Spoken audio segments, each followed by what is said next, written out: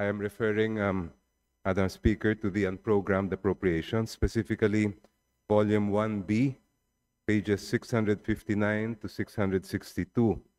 We ask that the Honorable Sponsor consider the following amendment: that all pertinent line items under unprogrammed appropriations with a total amount of 243,222,549,000 pesos be revised to zero.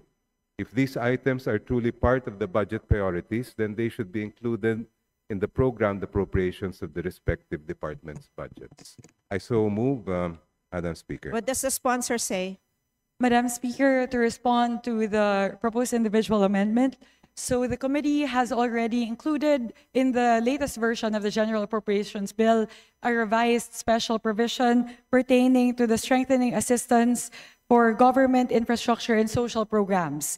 In the latest version, in the second reading version of the GAB, wala na pong sagip. Infrastructure projects would no longer be part of the authorized uses for unprogrammed appropriations, save for infrastructure projects under foreign assisted projects. So ngayon po, wala nang sagip.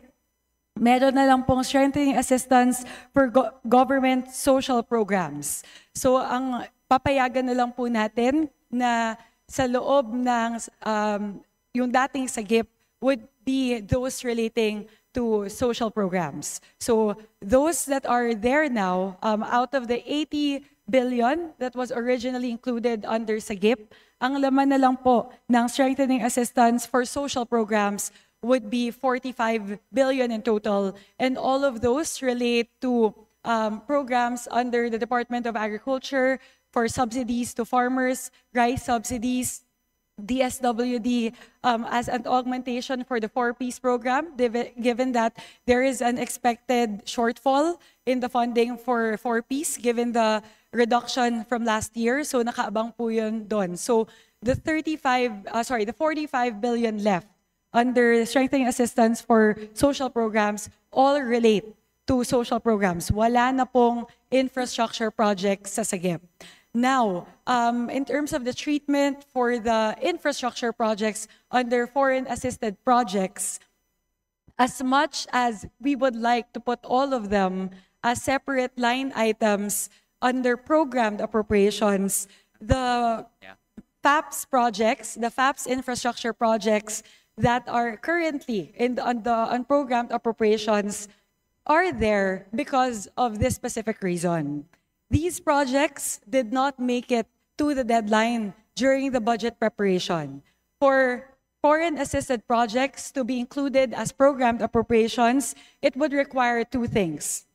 First, a finalized contract with the multilateral or bilateral partner providing the foreign assistance, and second, NEDA board approval.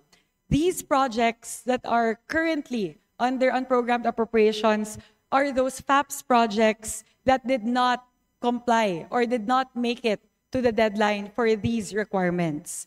And hindi po natin pwedeng hindi pondohan ito sapagkat mga commitments po natin to with our multilateral and bilateral partners. For example, the World Bank, ADB, COICA, and JICA. And given that we know for a fact that these projects will start in the year 2026, we need to fund them because otherwise we will be reneging on our international commitments. So for that reason, Madam Chair, Madam Speaker, as much as we would also like to recognize the point of our distinguished colleague, the Honorable Shell Jokno, to remove unprogrammed appropriations in toto, we are unable to do that because we need to put in funding for foreign-assisted projects under unprogrammed appropriations.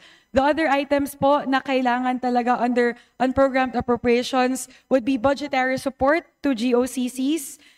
We also need to provide for risk management. Otherwise, there would be commitment penalties. There's also one refund of service development fee for the right to develop Nampeday property in Tokyo, Japan. That is also an international commitment. Providing the prior year's LGU shares, that is provided for by law. And in terms of the revised AFP modernization program, also provided by law. Fiscal support arrears for comprehensive automotive resurgence strategy program, also provided for by law. Marawi siege victims compensation program, also provided for by law. And the comprehensive and adequate insurance protection of strategically important government assets and interest. Very important for us to keep that there, because in case of these unforeseen circumstances, we need to be able to provide funding right away. And lastly, for payment of personal services requirements, these kailangan po talagang iabang yon. So I can, even though we are unable to accommodate the proposed amendment of the Honorable Jokno, we can assure that in the latest second reading version of the General Appropriations Bill, we have already put in place safeguards to prevent potential abuses of disbursements towards infrastructure projects from unprogrammed appropriations. And with that, Madam Speaker, the committee rejects the proposed amendment. What does the House say? Madam Speaker, we join the sponsor in rejecting the amendment. There is a motion to reject the proposed amendment. Is there any objection? The chair hears none. The motion Madam is Speaker, approved. yes, Madam Speaker. Proposed amendment is lost. If I may, we object. First of all, I find that the reasons given by the Honorable Chair, whom I greatly respect, are very shallow and would be rewarding of negligence on the part of the other government agencies. At the same time, I believe we have a right to ask that this amendment, which has not been accepted, that I move that the body proceed to vote on the proposed individual amendment. Majority Leader. Madam Speaker, there is a motion to reject the proposed amendment, which is objected by the Honorable Jokno. I now move to divide the House. For the information of the body, an aye vote sustains the motion to reject the amendment, and a nay vote defeats it. The majority solicits an aye vote. There is a motion to reject the proposed amendment, which was objected to by the Honorable Jokno. All those in favor to reject the proposed amendment, say aye. Aye. All those against the motion, say nay. The ayes have it. The amendment is lost.